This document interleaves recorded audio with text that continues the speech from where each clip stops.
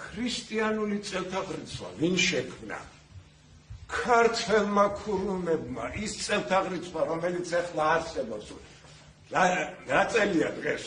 2010 წელი. ეს ქართული წელთაღრიცხვაა. ყველაზე ადრეული ქრისტიანული ქართული წელთაღრიცხვის პატრონები ჩვენა ვართ. უძველესი ქრისტიანული წელთაღრიცხვის წარწერები ჩვენა გვაქვს. ევროპაში ეს გვიან აღიარეს. პირველი ამღიარებელი რომის იმპერია იყო. აღიარეს ქართველთა ქურუმთა ღვაწლი. ჩვენ ჯერ გვქონდა მზის კალენდრის დასაწყისის წელთაღრიცხვა, მერე გვქონდა ფარნავაზ მეფის წელთაღრიცხვა და შემდეგ ქართველმა ქურუმებმა შექმნეს ქრისტიანული ქართული წელთაღრიცხვა.